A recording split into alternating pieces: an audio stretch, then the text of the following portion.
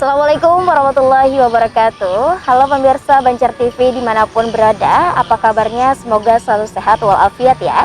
Senang sekali berjumpa lagi bersama saya Miratun Nahar di Lintas Banua Sepekan edisi Minggu 6 September 2020. Serangkaian berita terpilih selama sepekan kami sajikan ke hadapan Anda. Inilah informasi selengkapnya untuk Anda.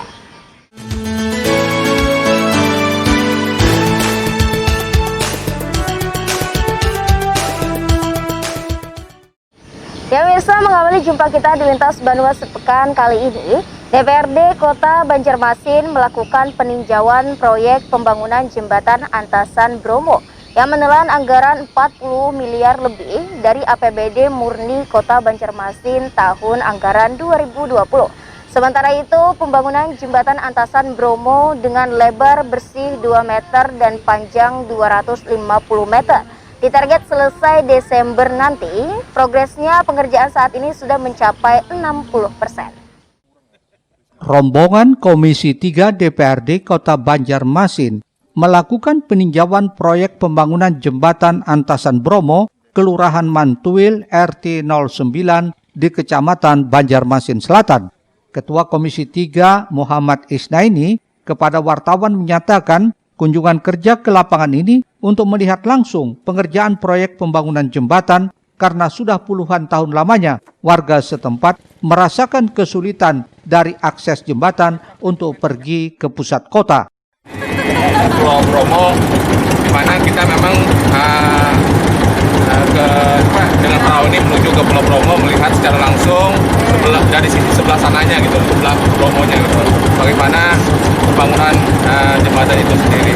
Jadi kita ditemani oleh kawan-kawan dari Komisi 3 dengan dari kontraktor dan juga dari pihak PUPR sendiri. Diharapkan pembangunan ini bisa berjalan sesuai dengan agenda dan juga hal-hal yang terkait dengan masalah yang kita juga bisa menyelesaikan secara baik. Isnaini berharap pekerjaan proyek jembatan Antasan Bromo tidak ada kendala, baik teknis maupun non-teknis, dan dapat diselesaikan tepat waktu, yaitu sesuai kontrak pekerjaan selama 290 hari dan rampung paling lambat akhir tahun ini. Nah, tentunya nanti yang kita takutkan nanti ada perubahan fungsi lahan, apakah nanti dari RTH itu bisa menjadi satu kawasan bisnis atau satu kawasan lain. Inilah yang mungkin yang perlu kita coba gali ingin kepada PUPR. Nanti kita akan rapat dengan PUPR. Kalau dari kawan-kawan tadi minta bahwa hari Jumat habis pada Jumat kita akan melakukan rapat dengan PUPR dan Perkim dikaji dari segi berbagai kajian. Inilah yang juga menjadi pertanyaan kita. Jadi kita melihat dari kondisi ini masih sedikit ada semacam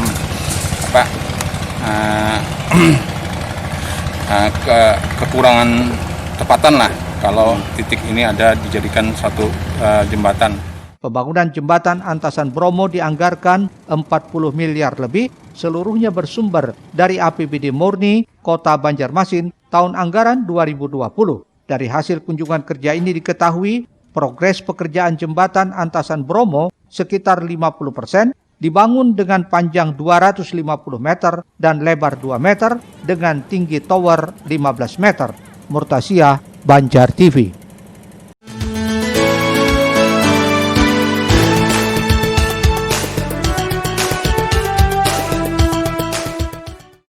Sementara itu, manajer pelaksana PT Bayang Bungo selaku kontraktor pembangunan jembatan Antasan Bromo, Mustafa, menjelaskan jembatan dengan lebar bersih 2 meter dan panjang 250 meter itu ditarget selesai Desember nanti. Menurut Mustafa, saat ini progres pengerjaan mencapai 50-60%. Pihaknya yakin selesai tepat waktu, meskipun diakui cukup banyak kendala saat pembangunannya. Salah satunya akses yang digunakan hanya jalur sungai, selain itu pasang surut sungai juga menjadi kendala tersendiri saat pemasangan tiang beton. Mungkin yang dimaksud yang 2,60 meter itu jalan pendekat aja Pak, bukan jembatan gantung keseluruhan yang 100 meter. Jadi jalan pendekat, kita lebar 25 cm, jadi ketemunya di 2,50 meter. Mungkin itu yang perlu saya klarifikasi Pak ya. Tapi kalau untuk jembatan utamanya yang 100 meter itu tetap 2 meter. Karena memang fungsi pekerjaan ini adalah memang untuk pejalan kaki dan roda 2. Termasuk TOSA, salah satu mungkin rekomendasinya itu. Walaupun memang dalam pelaksanaan banyak halangan Pak, masalah pasang surut air untuk pekerjaan pemanjangan, terus untuk kendala listrik salah satunya kita memang terhalang untuk pemindahan listrik dan sebagainya. Memang yang dampak paling penting adalah pasang surut air Pak untuk pekerjaan pembetonan, pekerjaan pemancangan dan sebagainya itu pengaruh.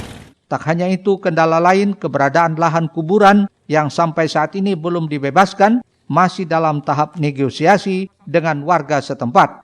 Hal tersebut menjadi kewenangan dari pemerintah Kota Banjarmasin. Murtasyah, Banjar TV. Selanjutnya pemirsa, Wali Kota Banjarmasin meresmikan laboratorium PCR Rumah Sakit Sultan Syriansyah berguna untuk mendeteksi material genetik dari sel bakteri atau virus. Dengan peresmian ini, Banjarmasin dapat memeriksa sendiri sampel tes usap atau tes swab. Wali Kota Banjarmasin Ibnu Sina belum lama tadi meresmikan laboratorium Polymers Chain Reaction (PCR) di Rumah Sakit Sultan Syriansyah. Menurut Ibnu Sina, alat PCR ini sangat diperlukan untuk pengujian terhadap COVID-19 yang masih melanda Kota Banjarmasin. Adapun kemampuan alat pemeriksa tes usap untuk mendeteksi virus corona atau COVID-19 ini sebanyak 150 sampel per hari. Dengan diresmikannya laboratorium PCR ini semakin mempermudah dan mempercepat proses penanganan virus corona di wilayah ini. Tidak lupa upaya yang dilakukan selama ini tidak terlepas dari bimbingan pihak Provinsi Kalimantan Selatan agar semakin optimal dalam proses mempercepat penanganan COVID-19. Ya, hari ini kan untuk peresmian laboratorium PCR di Rumah Sakit Sultan Syriansyah Banjarmasin untuk menopang penegakan diagnosa terkait dengan COVID-19. Tadi saya tanya kemampuannya 96 volt, jadi kali 2 jadi sekitar 150 lah, bersihnya 150 sampel per hari. Ini saya kira cukup ya untuk Kota Banjarmasin saja dengan jumlah penyebaran termasuk juga target-target untuk mencapai 1% dari jumlah penduduk untuk pelaksanaan swab test dan juga upaya tracing dan testingnya. Oleh karena itu kami berharap dengan hadirnya laboratorium ini upaya kita untuk men-tracking kemudian memutus mata rantai dengan mempercepat proses penanganan ini bisa kita kejar dan kita lakukan, dan kami berharap kasus COVID-19 di Banjarmasin yang sudah mengalami perlambatan mudah-mudahan dengan hadirnya ini juga makin landai nanti pada akhirnya. Lebih jauh, Ibnu berharap masyarakat tetap patuh terhadap protokol kesehatan, khususnya selalu memakai masker, rajin mencuci tangan pakai sabun, dan menjaga jarak. Mohail, Banjar TV. Pemirsa, penerapan sanksi protokol kesehatan aparat gabungan yang terdiri dari TNI, Polri, Satpol PP, Dinas Perhubungan, dan BPBD berhasil menjaring puluhan warga yang kedapatan tidak bermasker. Dan akhirnya mereka diminta menyapu, bahkan ada beberapa yang dihukum push up. Sementara itu petugas instansi terkait diminta santun tanpa kekerasan dan jangan anarkis menindak warga yang kedapatan tidak menggunakan masker. Sesuai Perwali nomor 68 tahun 2020 yang efektif diterapkan sejak Selasa kemarin. Hari pertama pemberlakuan penegakan protokol kesehatan di Kota Banjarmasin, petugas gabungan menyasar ke sejumlah lokasi pasar tradisional dan tempat-tempat publik. Hasilnya ternyata masih banyak warga yang tidak menggunakan masker, baik anak-anak maupun kalangan orang tua. Sesuai aturan, akibatnya petugas pun memberikan sanksi baik menyapu di sekitar jalanan pasar, membaca teks Pancasila hingga hukuman fisik seperti push up oleh aparat yang bertugas. Kemanusiaan yang adil dan beradab. 3. Persatuan di Indonesia. 4. Kerakyatan yang dipimpin oleh Dimas dalam kebijaksanaan, dalam persamaan dan perwakilan. 5. Keadilan sosial bagi seluruh rakyat Indonesia.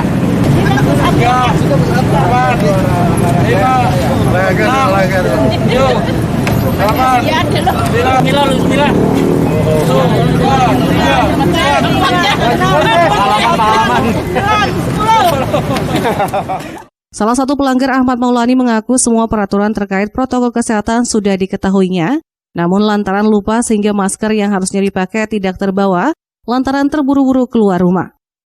Buru-buru ya? Biasanya ada terus di situ, buru-buru. Mencari waktu mau ngambil barang itu. Oke, terima kasih. Tapi sebelumnya sudah tahu Pak bahwa hari ini ada. Oh, sudah tahu semua, saya sudah tahu semua. Sudah menjaga kebersihan sudah. Apakah ada pemasker tadi nggak ingat Pak? Nah, faktor lupa itu susah, nggak ada. Sanksi sosial ini diterapkan sebagai bentuk langkah disiplin yang harus dijalani para pelanggar agar kedepannya tidak lagi terulang. Muhail, Banjar TV.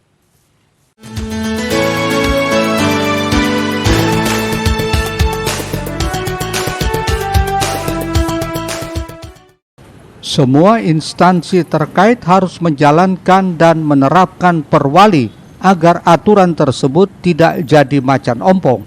Ini disampaikan Ketua Komisi 1 DPRD Kota Banjarmasin Suyato saat berada di gedung DPRD Banjarmasin.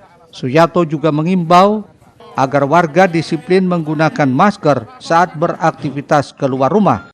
Ini guna memutus mata rantai penyebaran COVID-19. Legislator asal fraksi PDIP ini juga mengingatkan agar aparat berwenang dalam menerapkan sanksi tetap sesuai dengan perwali tersebut. Masyarakat harus dijalani ini betul-betul dijalani dan diterapkan. Jangan sampai perwali ini yang sudah diterapkan ini tidak dijalankan, ibaratnya itu menjadi macan ompong. Dan kedua, kami minta dari kesadaran masyarakat untuk melakukan disiplin, sekali lagi untuk menghilangkan dan kita memutus dari COVID-19. Sosialisasi untuk kepada masyarakat tolong diterapkan lagi. Sekalian kita apalagi ini pemberlakuannya juga baru, ya kan minta dari instansi yang terkait ini untuk penerapan ini tolong disosialisasikan lagi kepada masyarakat. Jangan pakai kekerasan, ditegur dulu. Ya, kalau misal setelah seminggu atau 2 minggu, ya kan ini kan sebelumnya perwali ini sudah dijalankan ini, jadinya itu sebelumnya itu sudah sosialisasi, jadi untuk ini sosialisasi lagi. Menurutnya sanksi diberikan untuk menggugah kesadaran warga agar selalu taat dan patuh menggunakan masker saat keluar rumah. Awi juga meminta sosialisasi terkait perwali tersebut lebih digalakkan lagi sehingga warga tak lagi beralasan tidak mengetahui ada sanksi jika kedapatan tidak menggunakan masker. Risna, Banjar TV. Badan Pusat Statistik memulai sensus penduduk secara luring. Informasinya kami hadirkan sesaat lagi. Tetaplah bersama kami.